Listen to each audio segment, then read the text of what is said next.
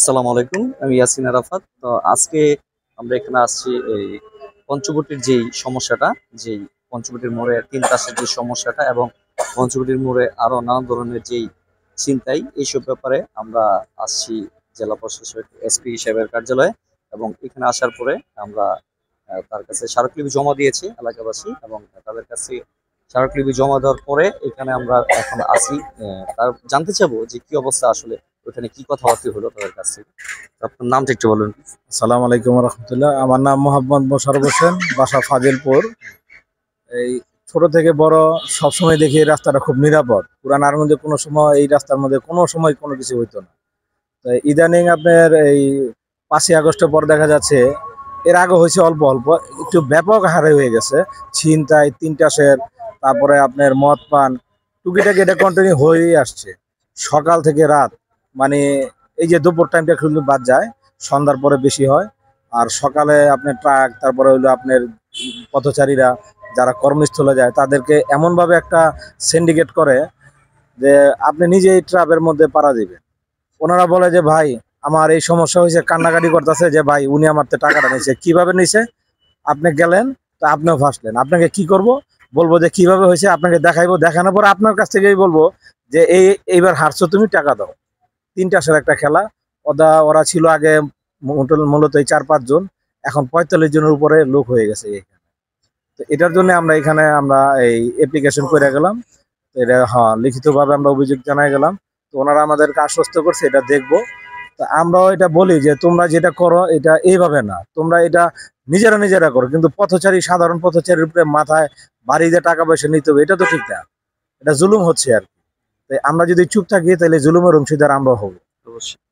আর স্পটটা হচ্ছে আমাদের এলাকা, যে কারণে ওই এলাকাটা যদি না হইতো আমরা আগাইতাম না।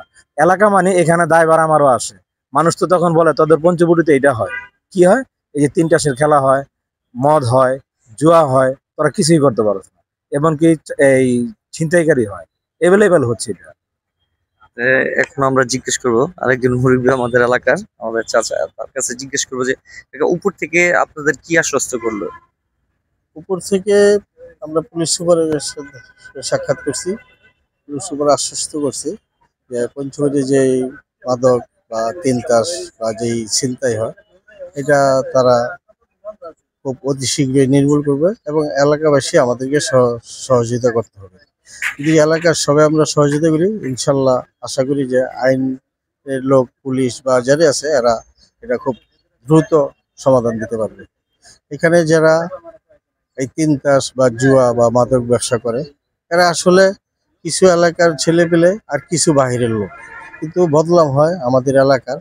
আমরা এলাকায় থাকতে পারি না, আমাদের মা বোন, ছেলে মেয়েরা এখান থেকে স্কুলে যায়। হ্যাঁ, অনেকেই আসে আমাদের কাছে এসে বলে যে আপনাদের এইখানে পঞ্চরীতে আমি ঢাকা যেতেছিলাম বা নানু যেতেছিলাম, আমাদের টাকাটা ছিনতাই করছে, তিনতাস ওরা আমাদেরকে ধরে পকেট থেকে টাকা নিয়ে জায়গা। এরকম ভাবে বিভিন্ন অভিযোগ আমাদের কাছে সাধারণ মানুষ করে, কিন্তু আমরা আসলে নিরুপায়। যেহেতু আইনের শ্রদ্ধাশীল আমরা, এই জন্য আমরা আজকে এই প্রশাসনের কাছে আগেও বলছি, এখনো আবার প্রশাসনের কাছে আমরা লিখিতভাবে অভিযোগ করলাম যাতে আমাদের এই পঞ্চবটি থেকে এটা নির্মূল করা, একেবারে এটা যাতে বন্ধ হয়ে যায়। আমি আর একটা কথা বলবো, সেই ক্ষেত্রে এই যে পঞ্চবটি এলাকার যে যুব সমাজ আছে, এদেরকে নিয়ে আপনারা তো কাজ করতেছেন, তাদের প্রতি কিছু বলার আছে কি? আমাদের পঞ্চমীতে যারা যুবক, যারা আসলে মাদক বা এই ছিনতাই, এই তিনতাস খেলা পছন্দ করে না, এরা সবাই আমাদের সাথে সম্পৃক্তই। হয়তো অনেকে আসতে পারে না, এবং আমরা চাই সবাই যাতে আমাদের সাথে একত্রিত হইয়া, আমরা সবাই যাতে একসাথে হইয়া এই পঞ্চমীর এইটা আমরা সমাধান করতে পারি। এই এই জন্য যুবক যারা আমাদের এলাকার, সবার কাছে উদাত্ত আহ্বান রইল আমার। ধন্যবাদ আপনাকে। তো আমরা চাইবো যে এরকম অপরাধমূলক কাজ থেকে সবাই একসাথে এটা প্রতিহত করতে, এবং যখন এলাকার যুবকরা এই কাজে এগিয়ে আসবে এবং তখন আমাদের মুরব্বীরা আমাদের এই কাজের প্রতি তারা আরো বেশি ইন্সপায়ার হবে, এবং তাদের সহযোগিতায় আমরা চেষ্টা করব যে এই এলাকাটাকে সম্পূর্ণ সুন্দরভাবে সাজিয়ে রাখতে।